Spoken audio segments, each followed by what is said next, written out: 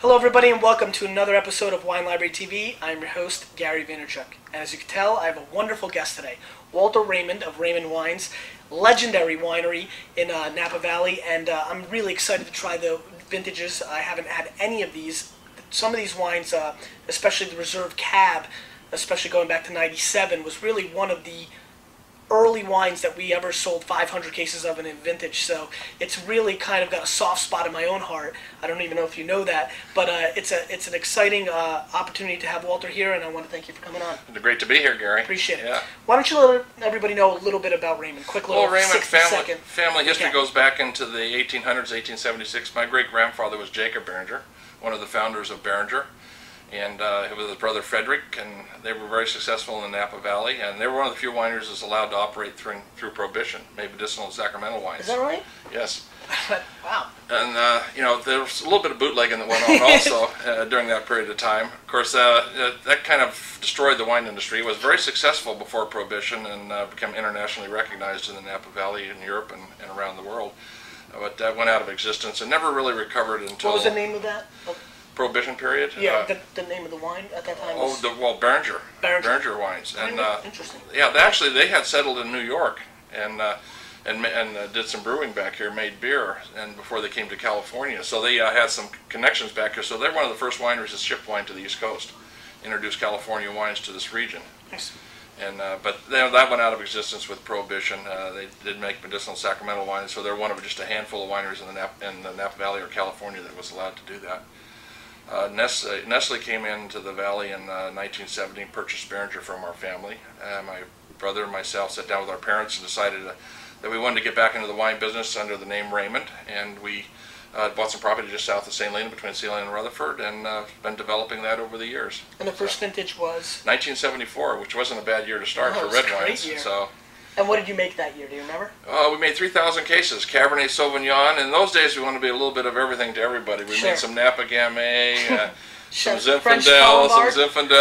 No, we didn't plant French Colombard. We came close to that. But no, we had about 7 or 8 varietals on 60 acres. And of course, we're concentrating on now is Cabernet Sauvignon, Merlot, Chardonnay, and a little bit of Sauvignon Blanc. So let's get right into the wine. Sure. We're doing the Napa Reserve series. So, how many levels of Raymond are there? This is the Chardonnay 2003. Well, there are actually 3. We have 4 levels. We have a second label called Amber Hill, which is not something that we're emphasizing. But under the Raymond, we have the Raymond Reserve. We have a new product that we come out with this year, our collection. Art collection? Our collection. Okay. Yeah, and it's kind of taken the place of our Raymond Estates. There was a little bit of confusion between the Raymond Estates and the Reserve, so we created that and took the place of the estates. We do a little bit of production at the top end. We do our Generations, which is a Cabernet Sauvignon. It's kind of to reflect that there have been 5 generations in my family in the vineyard and winery business. I'm 4th generation. My daughter, my brother's son, and his daughter, and my other daughter are the 5th generation that's coming along. We're going to have to add another root onto the grapevine that's on the label, because the 6th generation's coming along now too.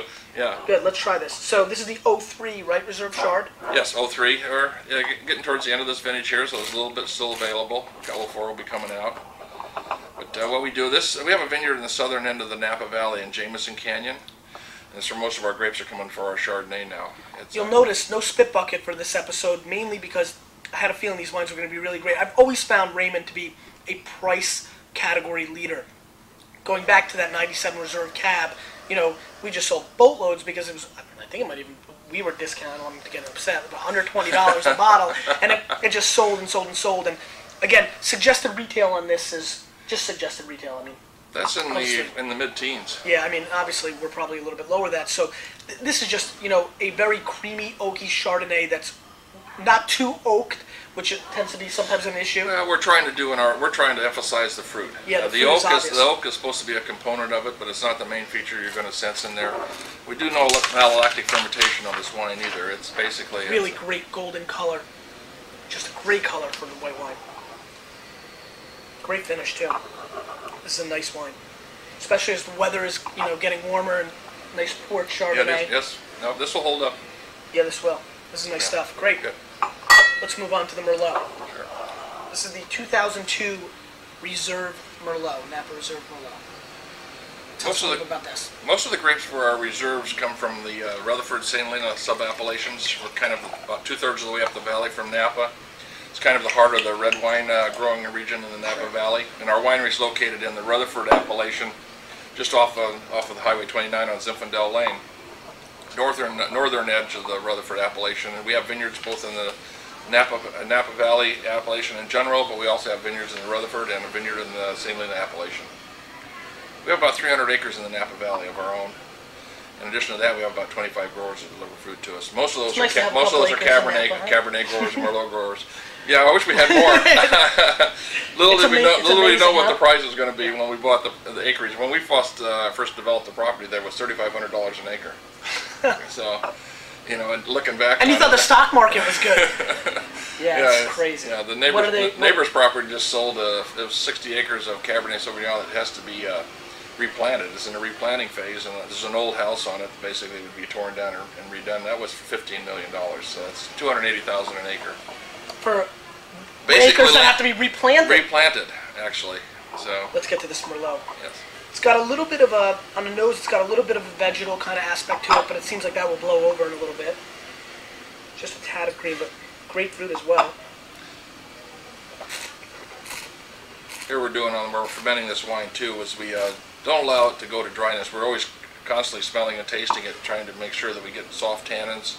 We're trying to make a wine that's drinkable and a wine that's balanced. I think those are the wines that basically the balanced wine will age a little bit better than just being one component. I mean, this is really nice. It's got a nice medium body. It's a nice drinking Merlot. Suggested retail close to 20. It's close to 20. Yeah. Yeah. It's a solid Merlot. I mean, I think a lot. You know, Merlot's very funny nowadays. After Sideways, we all know what happened to Merlot sales, and it's a true phenomenon. Pinot Noir sales have exploded. Merlot sales have softened a little bit. It seems like it's rebounding a little bit. I'm always interested. You know, the last bottle of wine he had in the movie, though, the one he was saving for special occasion. Blanc, right? Cheval Blanc. It's a Merlot. Merlot. Well, I honestly think that there was a joke in there. There is a joke. You know, we got to be really nerdy about wine to know that. I mean, it really is interesting. No, it flew over a lot of people's head. But basically, it was a Merlot that he was saving for the special occasion. It is really kind of cool. Yeah, we were talking about that the other day. So. Nice wine. Good, okay, good. And now I'm really excited to try this because I haven't had the O2. Now, did O2 change its label? Is this when you changed it, or 01? No, it's fairly new, right? Changed several years ago, Okay. and basically there'll be no changes coming in the future. We may make the date, the vintage date, a little bit more legible. I mean, you guys were really one of my favorite wineries of all time. You guys were virtually changing your label every year, and with the estates and the reserve, and I didn't know what the heck was going on. But I think we're going to run into a corked one here. No kidding. Yeah. This is going to be awesome for Wine Library TV. Is that right? A little bit. Oh yeah. Yeah. More than a little bit. More than a little bit. Okay, guys, this is huge.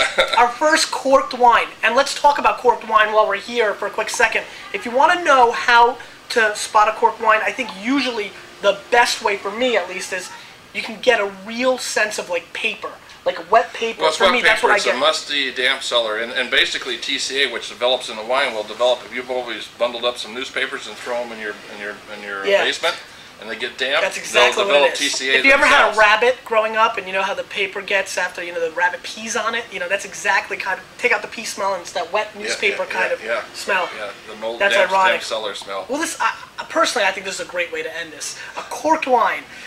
Basically, I just want people to understand my opinion, and unfortunately we didn't get to try the cab. Obviously, you can see I'm pretty disappointed. It was the one I was waiting for. Raymond is definitely value to me. It always has been. I'm sure you can find this wine. They've got great distribution throughout the country. So at a restaurant by the glass, I know they're always pushing for that. And I'm sure you can find these wines. These are really worth seeking out, especially for California. This to me is definitely price, quality, value, and I can't thank you enough for being here. Next time I'll smell these and taste them beforehand. I know. We just we'll see you next time on Wine Library TV. Good seeing you again. Take care.